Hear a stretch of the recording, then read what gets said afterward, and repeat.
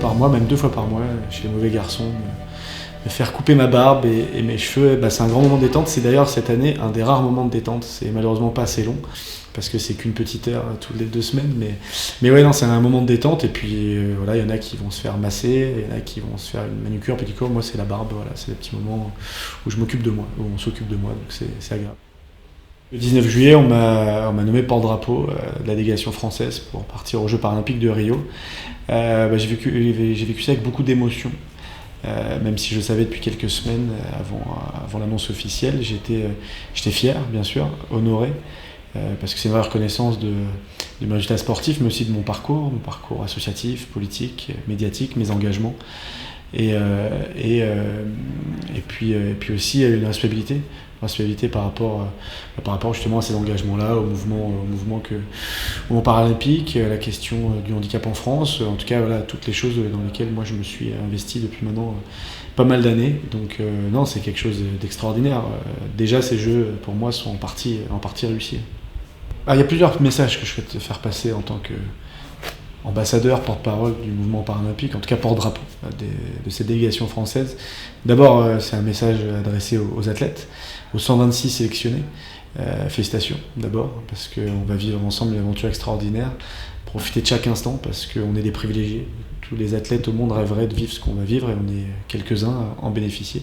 Profitez de ça et donnez tout ce que vous avez, parce que c'est une fierté, un honneur de représenter son pays. Et puis si un jour, si vous arrivez à ramener des médailles, si on arrive à ramener des médailles, c'est des souvenirs inoubliables.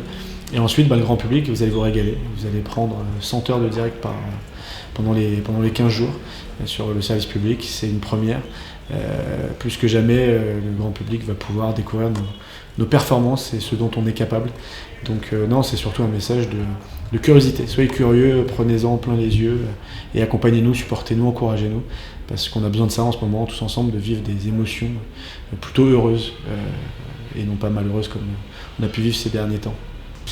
Je pratique le tennis en fauteuil depuis 15 ans maintenant.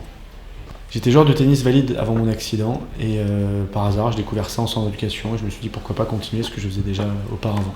Je suis profondément quelqu'un d'optimiste, donc je puise mon énergie dans le bonheur des gens qui m'entourent. Alors ça fait très bisounours, mais voilà, l'amour de mes proches, l'amour qu'ils me transmettent, que je leur transmets. C'est un peu, tu vois, brûle la vie avant qu'elle ne me brûle, quoi. Je sais que la vie elle est courte, je crois en rien. Donc pour moi, quand c'est fini, donc je profite de chaque instant, parce qu'il y a moyen de quand même bien se marrer avant de pleurer quand même un sacré coup à la fin, mais ouais, donc je profite, voilà. Les Jeux de Rio seront mes 4e et derniers Jeux paralympiques. S'il y a une médaille, ça va être comme tous les 4 ans, beaucoup de fêtes, pendant pas mal de temps. S'il n'y a pas de médaille, ce sera quand même la fête de la fin de carrière. Avec mes proches, ça va être un peu de vacances. Je pars avec ma femme et mon fils, on a déjà booké notre séjour fin octobre. Et puis ensuite, c'est la reconversion professionnelle. Moi, je prends ma retraite sportive, mais j'ai déjà lancé mes différentes activités, monté différentes structures. Et donc, une nouvelle vie commence pour moi. Et je suis prêt.